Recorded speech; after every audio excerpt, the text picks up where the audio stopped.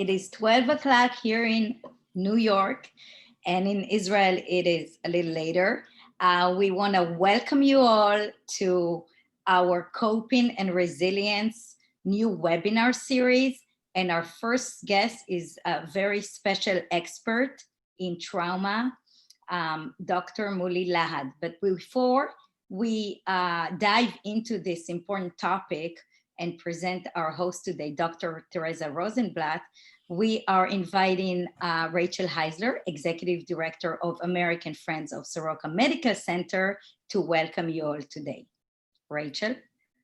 Thank you, Pazit, and welcome all to the launch of our Coping and Resilience webinar series. The special program has been carefully developed by American Friends of Soroka Medical Center as part of our efforts to build and nourish our community during the COVID-19 pandemic and provide participants with access to world-class experts and provide vital information to help all navigate the global health crisis and to build bridges of connectivity in a time of profound social isolation.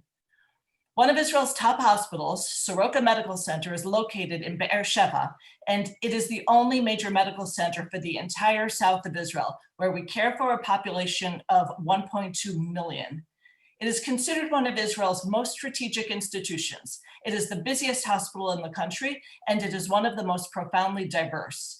Soroka is known for its centers of excellence in medicine, clinical research, and genetics, et cetera, and for treating the entire human being. One of our newest services focuses on spirituality, bringing a unique pastoral care program to our patients and their families. This program launched shortly before COVID, and it has been, needless to say, a tremendous asset. I would like to take a moment to thank Dr. Jay Selman, the president of American Friends of Soroka Medical Center Board, and our outstanding board of directors members for all of their support and caring. Well, the past 7 months has presented us with a cascade of public crises, which underscores how intensely we need science, information, and trusted medical and public health experts to help us learn and plan and confront our personal and our collective crises and thrive. We are grateful to have an institution like Soroka Medical Center in the world and in our lives. Today, I am honored to introduce you to our slate of experts discussing coping and resilience. Our moderator is Pazit Levitan. Pazit is Director of Development for American Friends of Soroka Medical Center. She is currently completing her doctorate at Columbia University Teachers College, studying women's experience on not-for-profit boards. She has developed and moderated American Friends of Soroka Medical Center's terrific Ask the Expert series, which brought us behind the scenes in understanding COVID and helping viewers prepare and protect themselves. A warm welcome today to Professor Mooli Lahad. He is one of the world's leading experts on psychotrauma treatment, community, and public behavior and coping, and rehabilitation after disasters. He is the founder and president of the renowned Community Stress Prevention Center and was the former vice president of Israel Trauma Coalition. Professor Lahad has led many international psychosocial projects following crises or disasters worldwide, focusing on empowerment and the training of local professionals to train others in their community and on developing resiliency following crises. His models and methods are taught around the world, and he has received global recognition ranging from the Israeli Psychology Association to World WITSO and World Health Organization for his humanitarian work in disaster areas. And please join me in welcoming Dr. Therese Rosenblatt.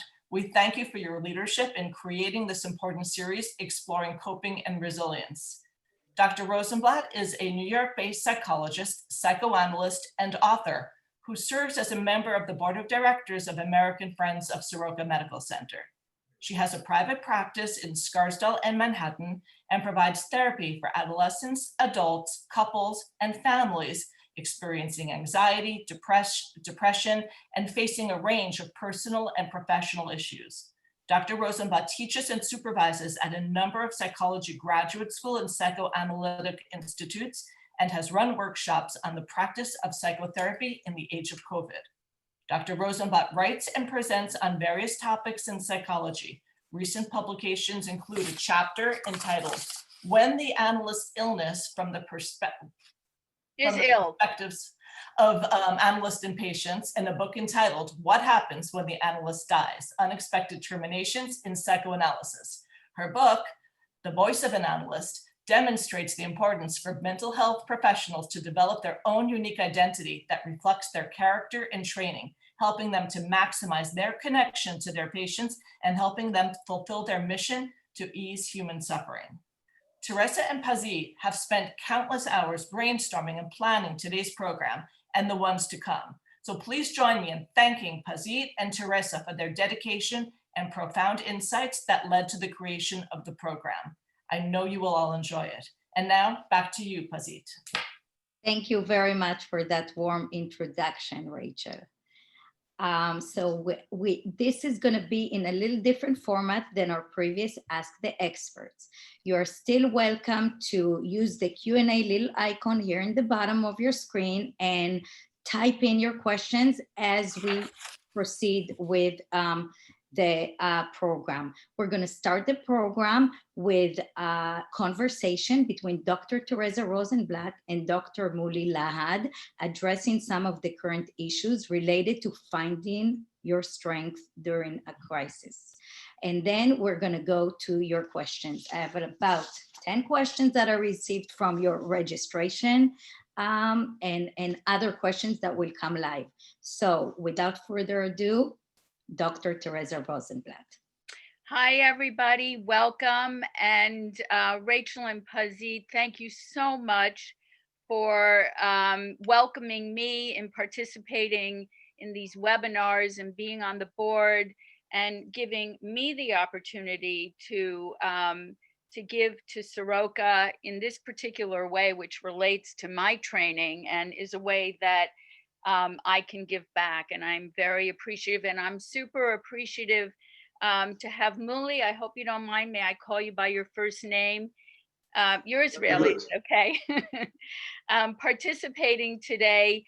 Mooli really is a world expert in just what we're going through all right now in this nation, in the United States and around the world. And in the US right now, we're going through a double, I guess you could say, trauma. On the one hand, Mooli, you can tell us whether you think it's a trauma or not. Definitely a sort of toxic, stressful situation in which we're part of the global pandemic, and we have it's very severe in the United States. And at the same time, as we speak, our nation is going through this excruciating period of instability, with having our election dragged out, possibly challenged. So I think we'd all appreciate hearing from you what your views are and what we're going through. And then we want to bring this into the direction of how can we all cope both with COVID and the political situation, and how does that relate in general to going through to dealing with the aftermath of trauma? Yeah. Well, thank you all for inviting me, and I will try to relate to most of your questions. And if you won't be able to do it that way, you may just write them, and I hope that Pazit will facilitate writing it whilst I will write back some of my comments. I think that what we can call this time is time of uncertainty. We should be in this situation for quite a long time now, about 8 months, and we don't know how and when it will end, although we know that it will end. But the combination of the medical or the health problem plus the political unrest is not helping people to feel safe. And one of the things that people are really feeling is that they don't have control. And once we don't have the feeling of some control, we become very, very anxious. I'm not sure this could be classified as post-traumatic stress disorder, but it is traumatic in the sense that it provokes reactions that would go over this stress line of reactions and depressive lines of this depression. But I must tell you that on the one hand, yes, we never experienced such a long period of uncertainty and threat, which with so many waves, though we had some pandemias in the past, but it never stayed for so long and affected the whole world, which makes us all feel a little bit uneasy and unsafe. But I think that on the other hand, we should appreciate the fact that we as human beings are the most flexible, I would say, creature or animal on this planet. We have managed, of course, the Jewish people have shown it about 80 years ago, that we can actually come out of the Holocaust and still build families, build lives, build careers. So we need to remember that, yes, it is very difficult, but we human beings are able to function. Relating to what uncertainty brings is mostly it attacks one of the most important part of our being, and that's what we call basic assumption. We all live with a basic assumption. It is quite interesting to note that this basic assumption is across the globe. And the woman who found it, Bullman, Janoff Bullman actually found that we all share one basic assumption, that the world is logic and fair, and if we'll do the right thing, we will inherit or get back good things. We all know that it is not true that bad things can happen to good people, but we hope to hold on to this belief, because otherwise it's very difficult to go through this uncertainty which we all face from our first day on this planet, and that is that we know that one day we will not be. In order to do that, and this is one of the things that I keep teaching or telling people because of my, I would say, vast experience in prolonged crises. I followed the Japanese tsunami and the Sri Lankan tsunami and the hurricane in Mississippi. So I would say there is one thing I can tell you. In order for us to feel safe, to feel some kind of stability, we always tell ourselves a story, because we human beings cannot process the millions and millions bits and pieces of information that comes to us. So what we do, we kind of shrink it down or trim it down to 4 continuities that helps us feel safe. The cognitive continuity, which means how to understand the world, the rules, the norms, the routine. The second one is the personal, I would say historical, which means what do I believe about myself?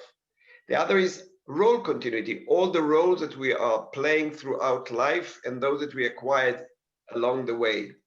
And the interpersonal, which is the community, the family, the friends, the colleagues. All of these are giving us a sense that yesterday predicts tomorrow. However, in times of crisis, all of this, and COVID and the political, I would say, unrest is also kind of shaking these basic assumptions and beliefs that yesterday predicts tomorrow. But we can check for ourselves and say to ourselves, which are the things that haven't changed? What can I say to myself I'm still able to do? What can I cling to and feel that I am, in a way, predicting myself? Can I create for myself an island of resiliency? That means that I can manage some of my day, create for myself a cognitive, rational continuity. Can I keep in touch with those that I love despite the remoteness?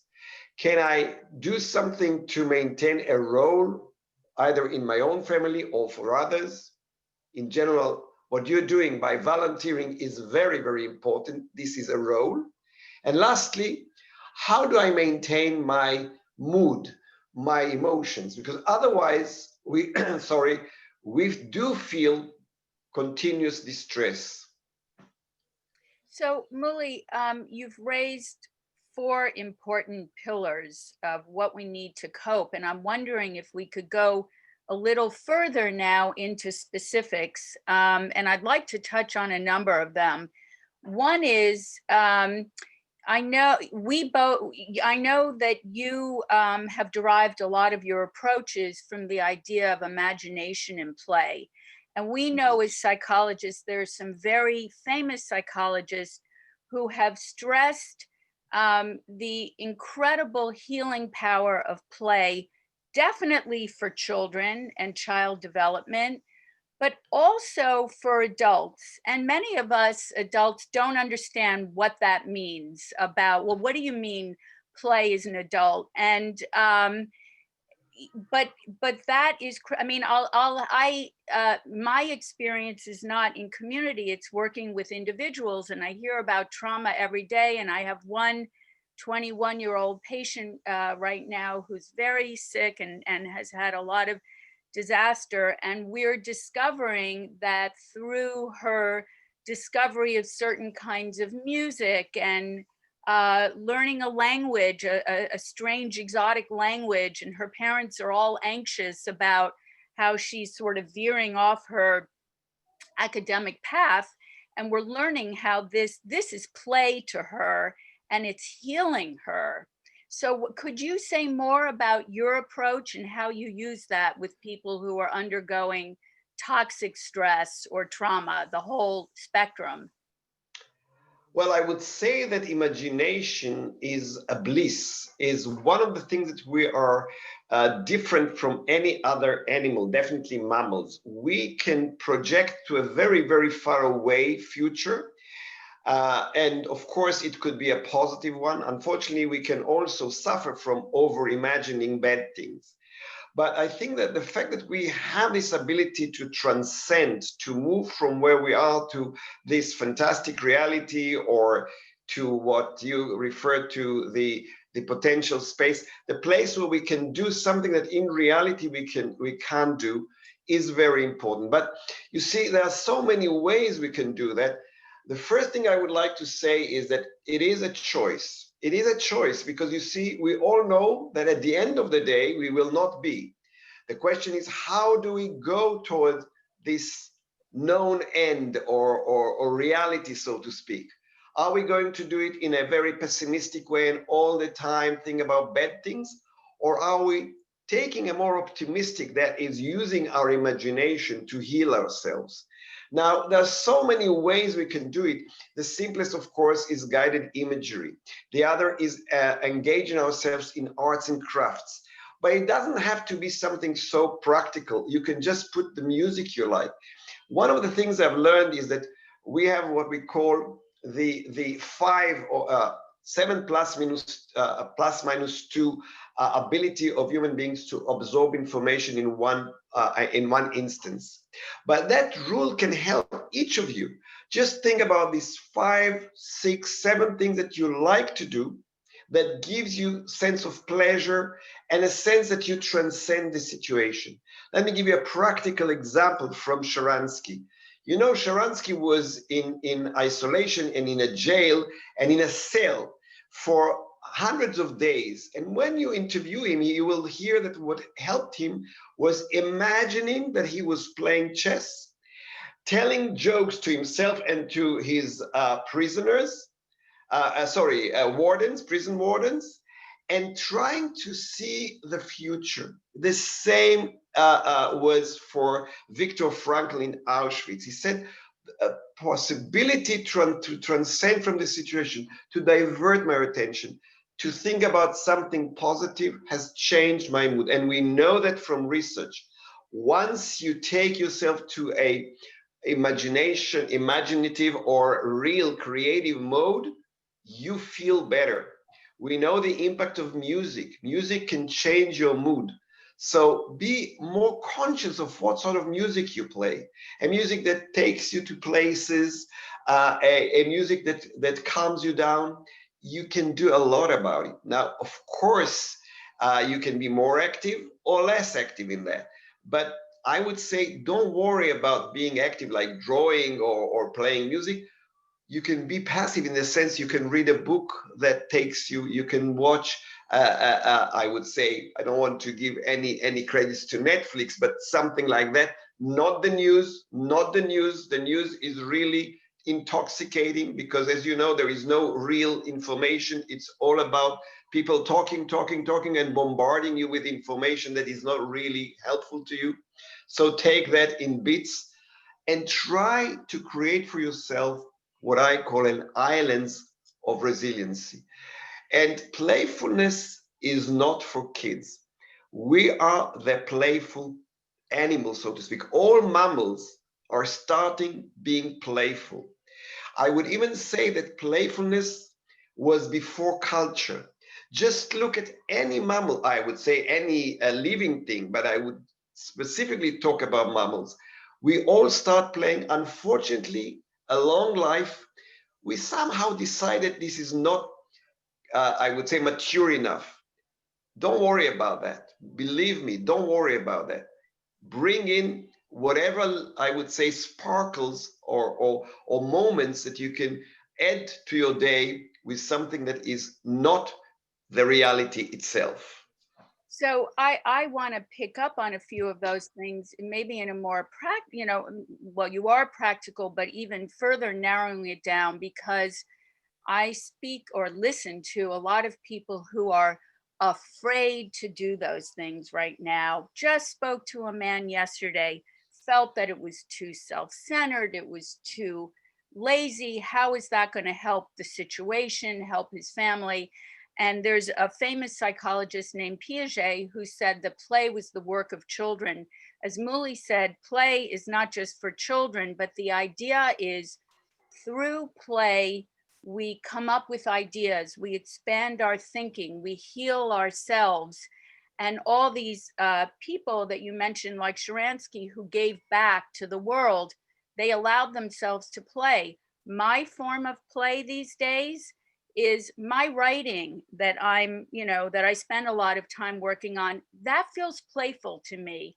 It feels indulgent to me. And yet I'm producing something that I hope I can use to connect with other people, but it has that feeling.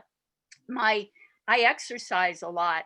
That has that same feeling. And I would add that anything physical that you can do, whatever it is, if it's taking a short walk or, anything, helps bring back a sense of control, because we get a sense of efficacy in our bodies, and that's where control starts. And you also mentioned a word that I think is really important, Mooli: choice. I see one of the goals of my practicing psychotherapy to help people feel sometimes they can't get out of difficult situations, like the social isolation that we feel during COVID, or we lost a job. But the way we react sometimes falls into rigid patterns. And I try to help people understand why they're doing that, so that they now realize that often they're choosing to do that. So if you're watching Netflix and you're saying, oh, I'm just being lazy and a couch potato, maybe you can tell yourself, no, I'm choosing to do that right now because it's soothing and it's healing, and something you need to have faith that something good will come out of that. Next question, social connection. So how bizarre and paradoxical is it that one of the single most things that helps us be strong in crisis are social connections and meaningful relationships to close others. And we've been robbed of that during COVID. What would you say to that? And screens get exhausting and frustrating sometimes.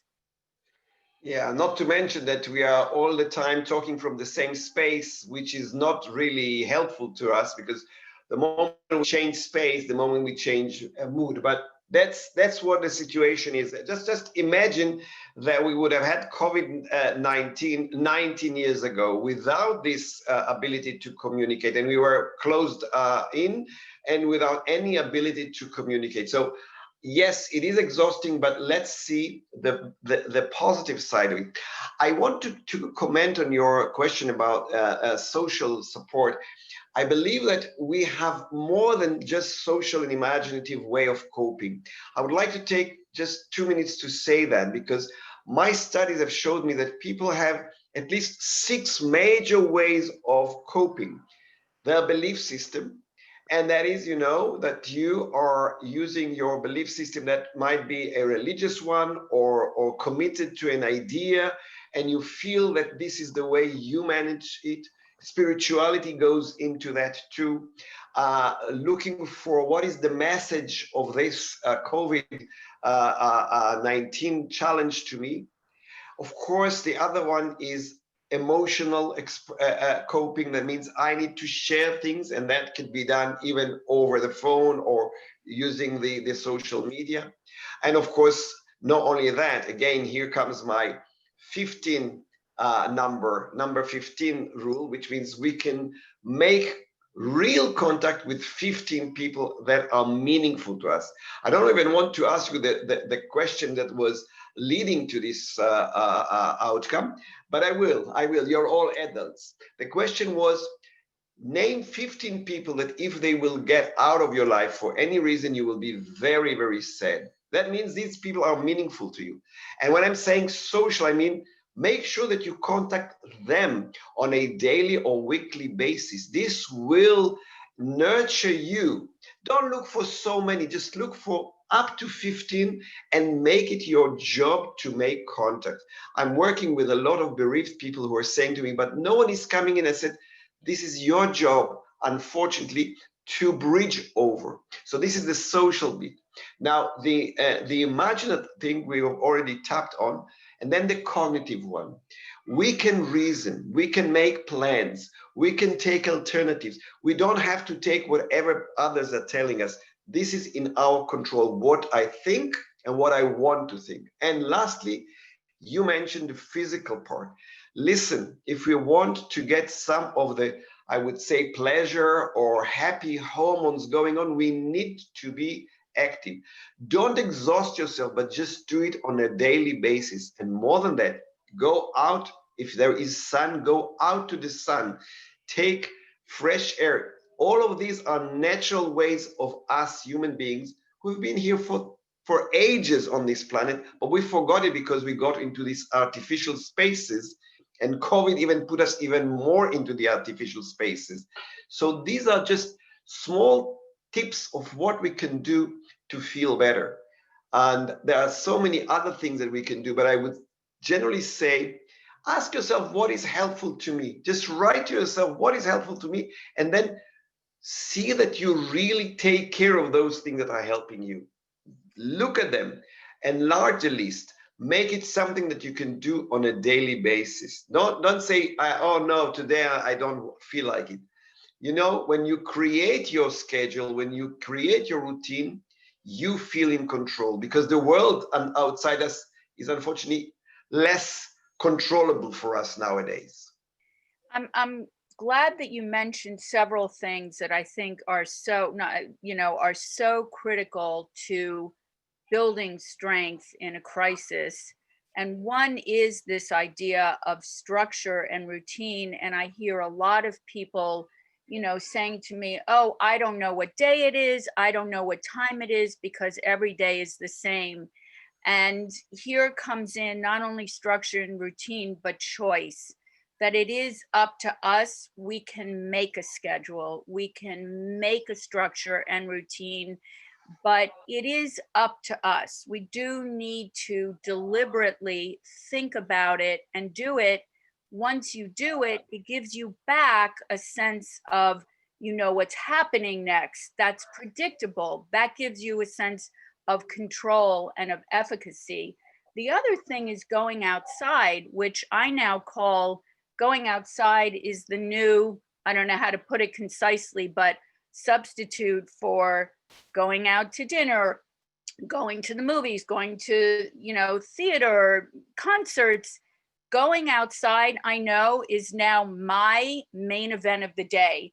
That is my special part of the day. And whether it's that sunlight is giving me vitamin D and God knows whatever neurotransmitters it's providing, or whether it's just more sort of emotionally a sense of renewal by seeing nature. But I think that that is absolutely critical. My last question before we turn it over to the audience is, if someone is feeling not so strong, not so able to even take those first steps to these wonderful practical and philosophical solutions, and is just not feeling like they're resilient, is that something that they can learn as an adult? Can you make it more clear? What do you mean? Well, let's say, I listen to a lot of people who they like these ideas about being sort of get up and go, and I'm gonna, exercise, and I'm going to, listen to music and go outside, and they're just feeling really down. What should they do? Somebody who's having trouble just even getting started to square one. Well, of course, we can always use some medicines, I know, but I would suggest that you will take the opportunity that nowadays there are so many things available online. But you see, the problem that we have nowadays is that we are very, very fascinated by looking for things, but it's very difficult for us to commit ourselves. So my suggestion is take whatever you want. It could be gardening, it could be knitting, it could be whatever. Online course, sorry, and commit yourself for at least 5 meetings. You see, the problem is that we get excited, we have the dopamine, and then when it disappears, we lose our interest. But if we maintain, if we continue, the enthusiasm is coming from inside. The other thing is, do not be so critical about yourself. This is very, very natural what happens to us. It's very natural. It's very difficult.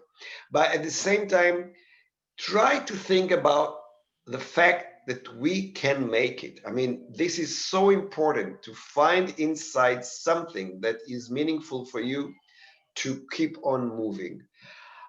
Don't criticize yourself if you have a bad day, but then ask yourself, what will be the thing that I will do tomorrow? Perhaps I will make myself something different to eat. Perhaps I will take some kind of a course that is not very demanding, but is making me active. Passivity is very, very Passivity is very, very, I would say, dangerous even to us, because it can make us go inside more and more. And do not feel afraid to call any helpline. Do not feel afraid or what do you call it? Hesitate to call someone for help. Try to make use of what is on offer. And there are many good services and good people out there who wants to lay a hand. Altogether, I think that what you do for Soroka is something that gives you a sense of control, a sense of meaning, a sense of being and belonging. And take that one as an idea, not the only solution, but as an idea for a solution. So thank you, Mooli. And I'm going to now turn it over to Pazit to pose audience questions. I do just want to say one thing, which is picking up on what you said, Mooli, which is every day I listen to people who are suffering through the circumstances of COVID, not necessarily, some have had it, but the circumstances of COVID. And what you said about not being so hard on yourself, it has to start with that. All these people that I listen to, I am telling you, to the outside world, they seem like they're functioning great. People can look at them and say, she's doing so well, what's wrong with me? I'm telling you, when they talk to me privately, people are suffering. So just tell yourself, this is hard. I'm having a hard time. Don't beat up on myself. And then take it to just the next step. Just the next step, the baby step.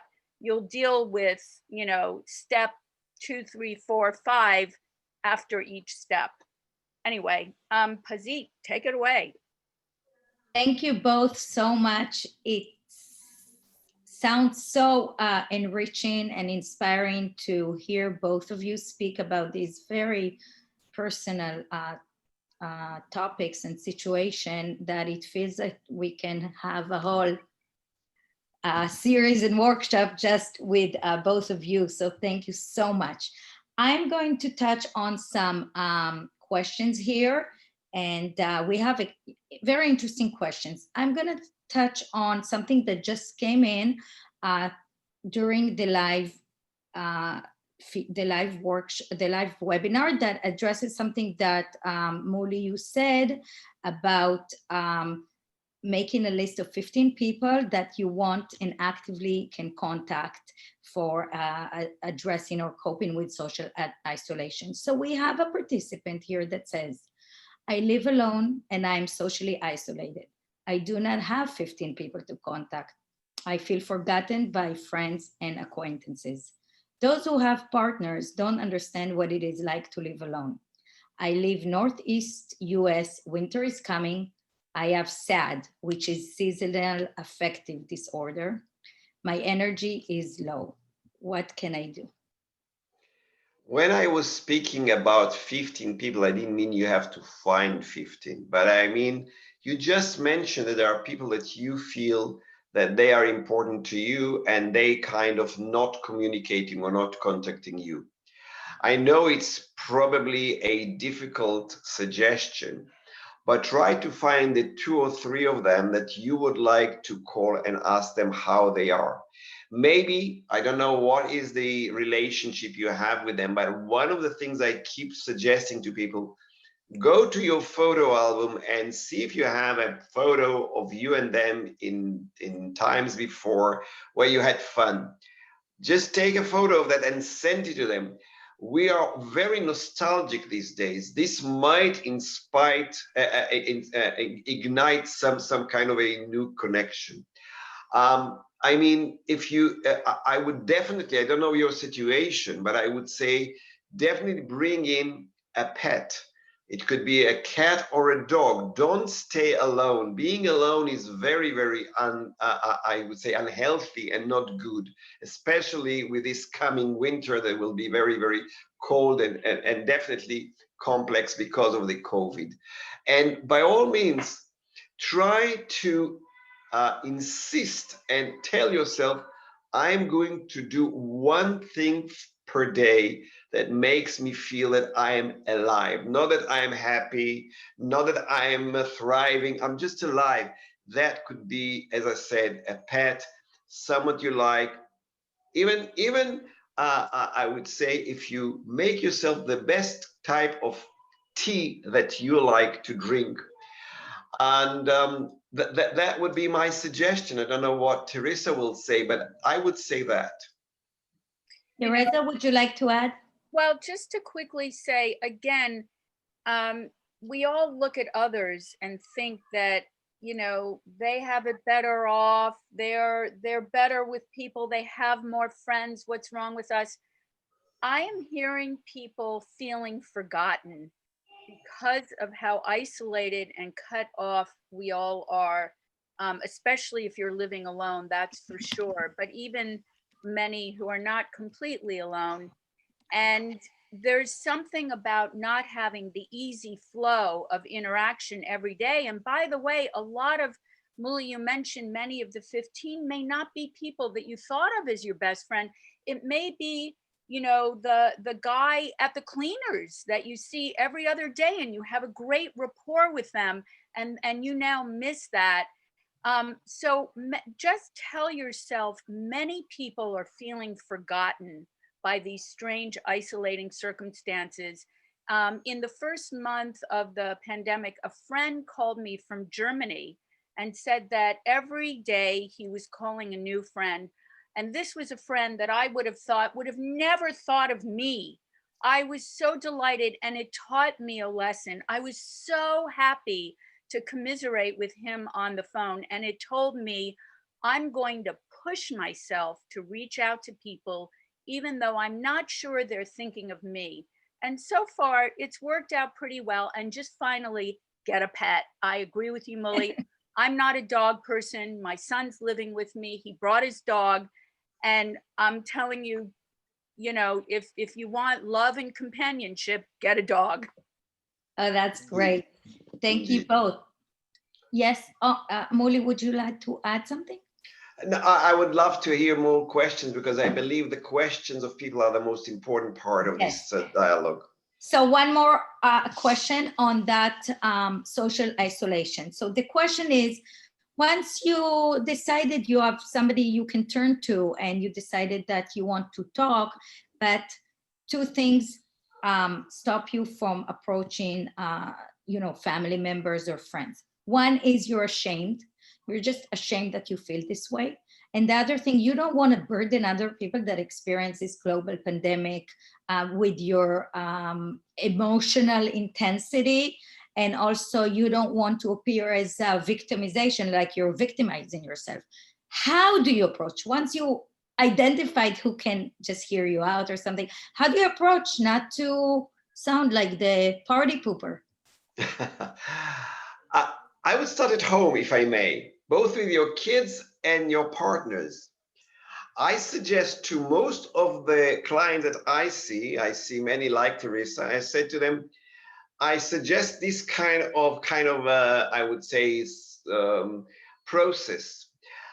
Just when the day is over and you're about to close the day or whatever, make yourself a good cup of tea for both of you, and then take this exercise. You sit in front of your child, with your child, on the bed, or with your partner, whatever, and you say to them, I'm going to moan and groan for 3 minutes. You don't have to say anything. You don't need to apologize, nothing. You don't need to give me advice. Just let me moan and groan for 3 minutes. Then it will be your turn. You vent 3 minutes, all what you want to say, and I will not give you any excuses or whatever. That's the first part. But the second part is even more important. Say something that you say to yourself, I'm proud of myself for doing this small thing today. And then say to your partner or your child, I'm proud of you today for doing that. Then reverse it and ask your partner to say what they appreciate about themselves for today. Could be very small, like I was able to do this, and then tell you what they appreciate about you. I think that we need to allow ourselves time to take these things off. The other thing, and I think it is, I'm sharing here Therese's idea, when you feel that you're kind of a burden to people, whatever, remember, you're not the only one that is so isolated. And once someone breaks the ice, then the other will say, oh my God, it was so helpful. And try to get people to speak and then speak to them. Don't pour all your problems immediately. Just do that as a dialogue, not just as a statement. Right. And again, find a person that you think that might feel a little bit worse than you are. Alfred Adler, who was a very, very known theoretician and psychologist, said, when you're depressed, look for someone to help, someone who needs your help. That will encourage you to feel better. Yeah. It's sad to say, but it's working. Thank you. Teresa, you want to add something?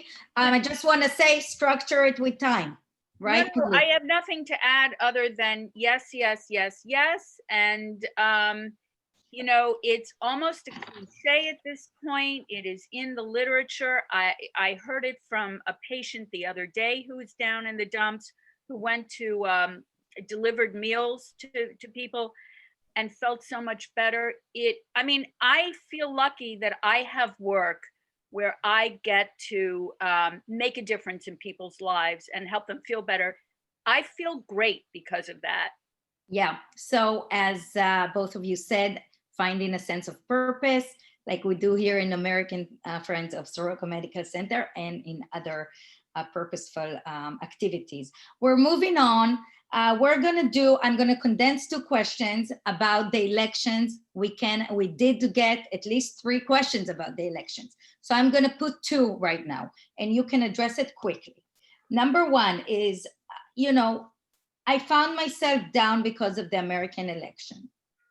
My life is okay otherwise. I found a way to cope with coronavirus, but the election really takes its toll on and makes me feel burnt out. What can I do? That's number 1. Number 2, how do you reconcile your convictions when you are right, when you have a difference in your political viewpoints with people you love, either family members or friends? How can you avoid fighting and still stay positive and in good relationships? So it's burnt out about the elections, but it's also maintaining positive relationships. Yes, who wants to take that first?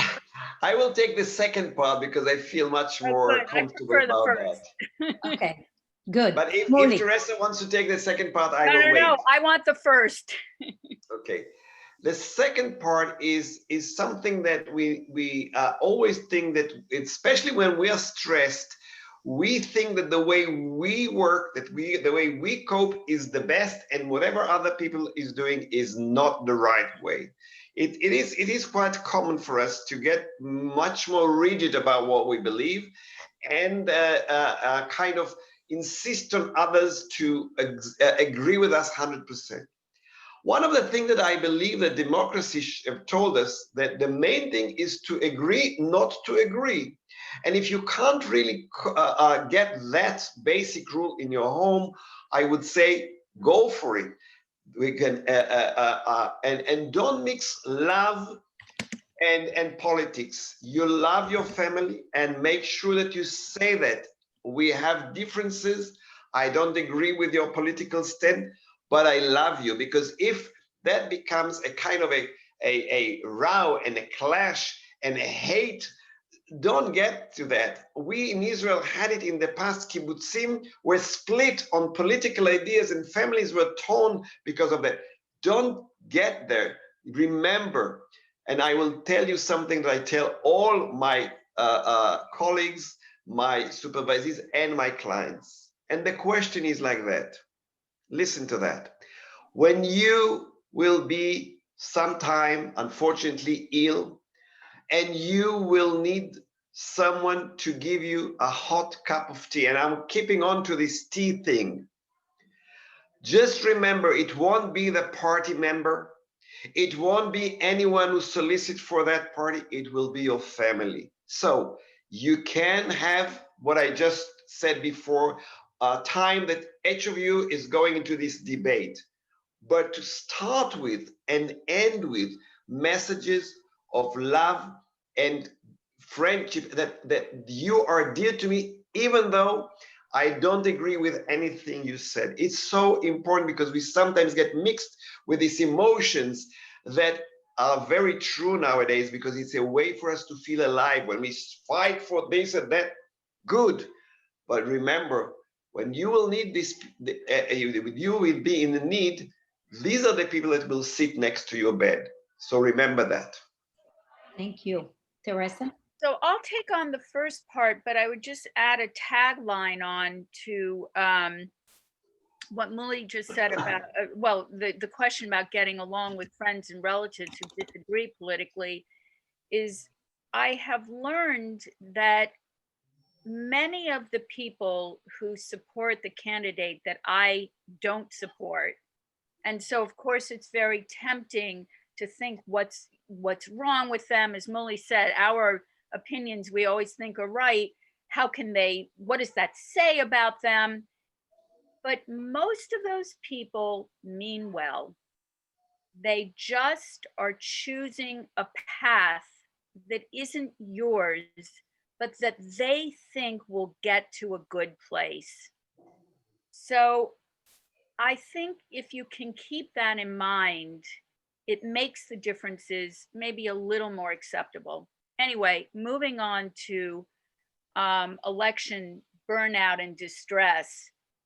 I have my way of seeing the importance of the government is that psychologically, the government and who's in charge and the president is kind of like the parents of our country.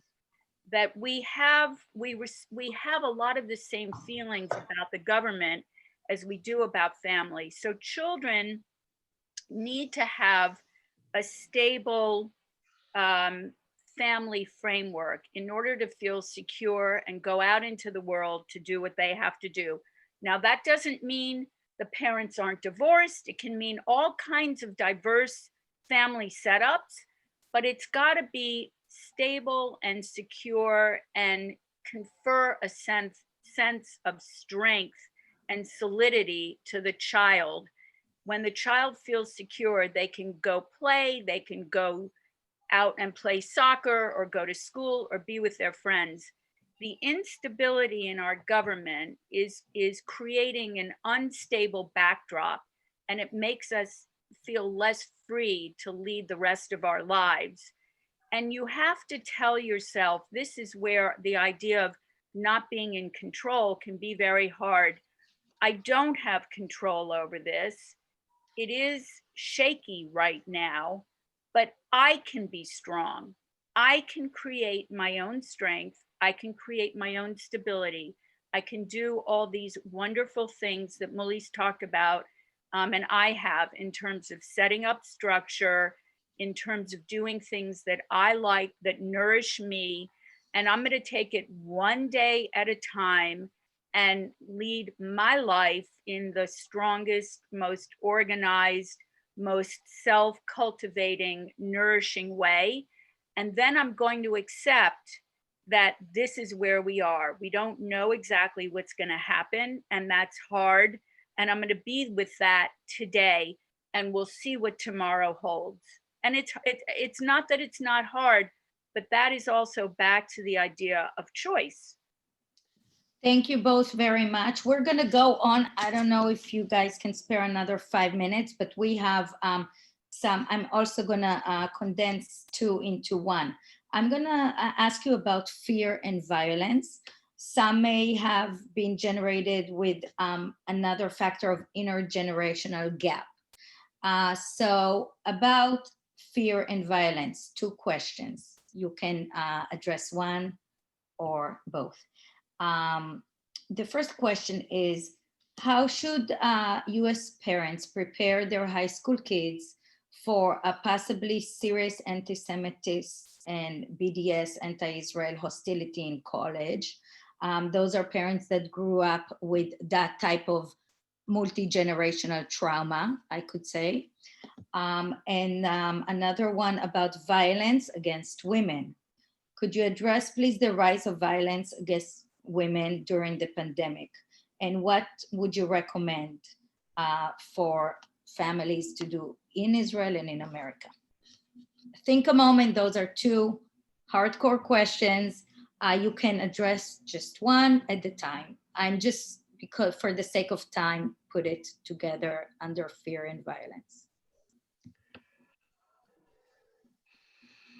I will address the second one. I will try to say something about the first one. You see, the world is very, very, I'm starting with the first one though. I think the world around us is getting much more violent, both verbally and sometimes physically. And the question is not how we are going to avoid it, because if we're going to avoid it, we're going to be in a very, very bad shape. Avoidance is a I would say, natural way to cope with fear and distress. But if you manage your life only on that line, you will end up as a prisoner in your own life. We are also a risk-taking entity or animal or being. And I think that the thing is to what I call work with your son or daughter on what I call safety behavior. Try and tell them, and I believe there are places to go and listen to and get information about how can I manage my safety, though I want to be in this college or in this school. That's very important. I believe that once you do this, what we call safety kind of guide or guidelines, and make sure they know it's not because you're overprotective, but because you're realistic, I believe that could be helpful. As for family violence, honestly, I can tell you this is a rising issue. I've studied that back in the first, what you call Desert Storm, and we call it the first Gulf War. Enclosure in a house, and that was only for 12 or 14 days, is, I would say, a hub for troubles when there is already tensions and maybe tensions are rising. I would just say one thing for me and for others. Don't turn your head away. When you feel someone is in danger, call the police. Don't play blind eye. And don't think, well, it's not my business, someone else will do it, because that's when bad things happen. You know, the research shows that when there is one or two people observing something bad, they will act. If there are 15 of them, no one will act. It sounds crazy, but what you should ask yourself is not, oh, maybe the other person will do. No, tell yourself, I hear it, I saw it, I will call someone to do the job. That's the only thing I would like to say at this point. Teresa? I don't have a lot to add other than, I mean, for somebody who's facing domestic violence or violence, sort of date type relationship violence, I mean, I would just add to that, if it's happening to you, don't turn away from it. I mean, that is maybe one of the most common things in relationships and domestic violence, is the person, the victim, kind of sees it and turns away from it, sees it and says, no, it's not happening, or explains it away. I mean, this is a hard ask, but if it's happening to you, if you even sense that it is, and you're not sure, get it, accept it. It's very hard because it causes a lot of shame, but you're better off facing it and saying, this is happening to me. I have a right to not take it. And then of course it's another issue of, if you don't, if you don't know where to go, but there are places to reach out to somebody, reach out to a shelter. In terms of the anti-Semitism, and that's an interesting one, I'm not sure that I have any great solutions to that. We haven't had solutions for millennia, but I think that what can be helpful is be alert to it. Certainly in certain types of authoritarian governments, there's a rise of anti-Semitism. But I would also say, find groups of people who you feel comfortable with.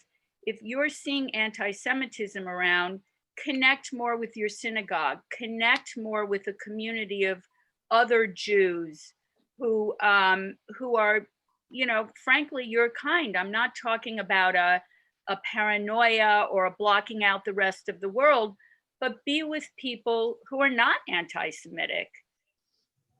Thank you both. We're going to go to two last questions and quickly. So one is Israelis versus Americans. So there's an interesting question about a cultural type of, social type of trauma and what each culture can learn from the other. It seems that Israelis have flexed their coping muscles with trauma as Israel has been suffering many wars, security threats, intense mandatory army service, etc. It seems like Israelis can have learned to jump back to daily structure. What can Americans learn from Israelis about adaptation to stressful situation and coping with social trauma? That's yours, Mooli. That's a small, we have 1 minute left. There you go.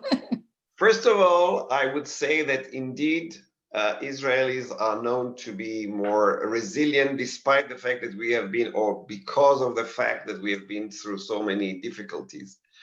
I would say that one thing that we are very, very different from many people, I'm not sure that it's only the Americans, that we are an improvisers. In that respect, we go back to Therese's earlier a question about playfulness. Israelis are very bad in working according to routine and norms and by the rules. We are very, very kind of improvisers. Now, improvisation is very bad on a daily basis. I can tell you, if you all the time improvise. But in times of crisis, improvisation is something that helps you. Sometimes you do too many things, but it helps you. I don't think that this is a matter for our discussion, how to change the American kind of culture, because culture is very, very important. Culture actually affects us more than we actually take notice of it. We are very, very impacted by our culture. So I won't say that you can become more flexible and whatever. I would say look for what is good in your situation. What are the qualities that helps you? And try, especially now that you have learned that there are other options, to see what of that options I can adapt for myself. But don't change. It's not a time for big changes. Do it, as Therese said, small portions, step by step, not major changes. It is not the time to take big decisions. Thank you so much, both of you. And one last question of light and hope. Mooli, you speak a lot and you write a lot about hope, and hope is a very powerful tool for strength and resilience. So I'm asking a personal question to both of you.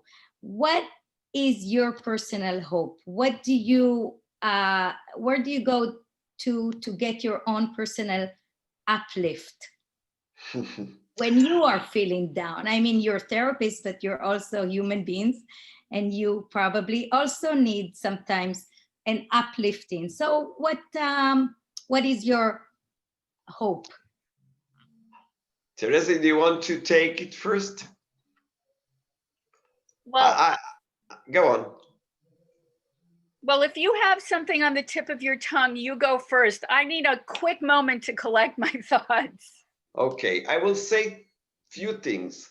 First of all, therapists also go for therapy or supervision. We are not immune to all the things that we were talking about. We also suffer, we also have bad times. So that's very important to say.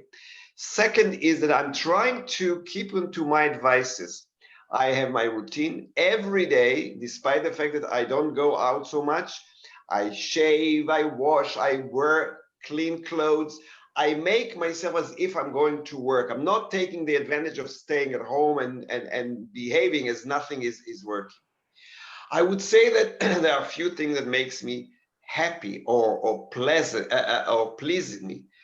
Of course, something that is very personal is my 7 grandchildren. And despite the fact of the distance, I make sure that I'm doing something. And I'll give you one tip.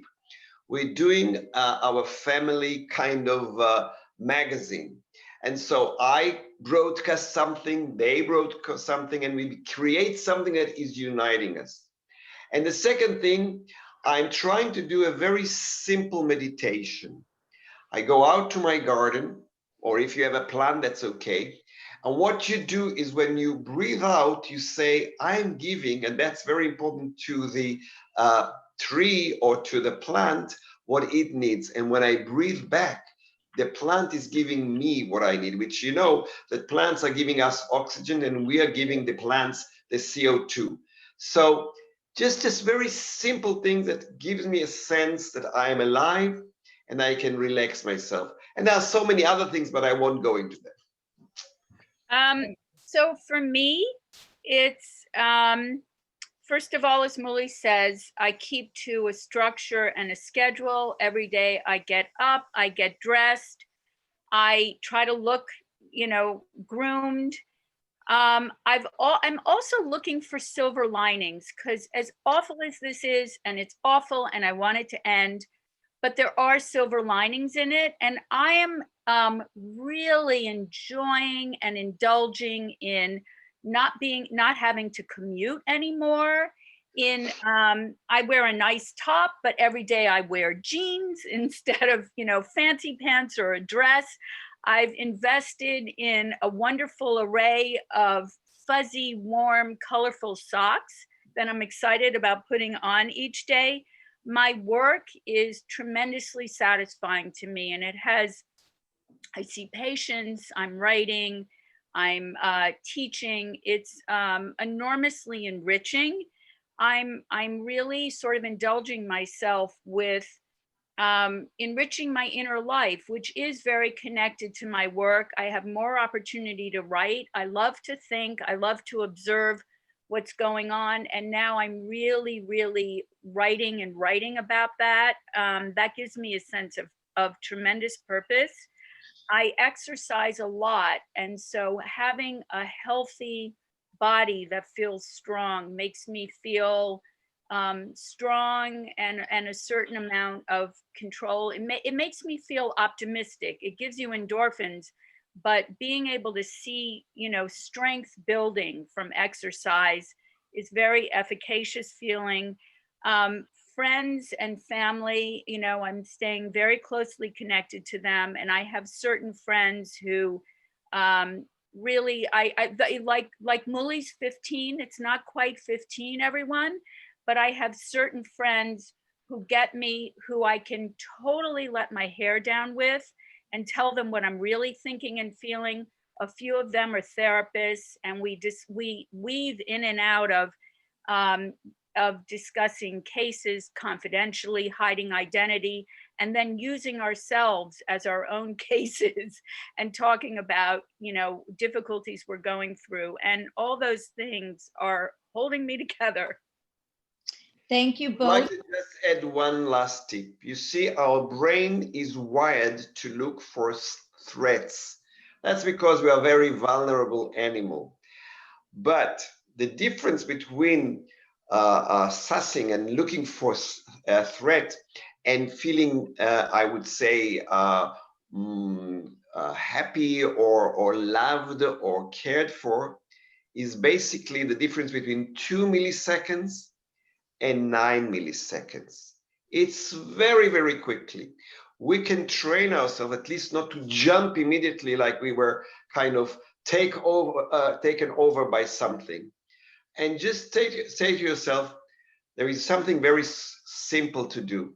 Whenever you feel that this fire is coming, take deep breath, or I should even say exhale as long as you can, and say to yourself, well, let me see if there might be a neutral or maybe a caring message here, and not always to be on alert. Thank you. And can I add two quick things? Sorry. One is just to go back to the theme of the outside. I've totally embraced that.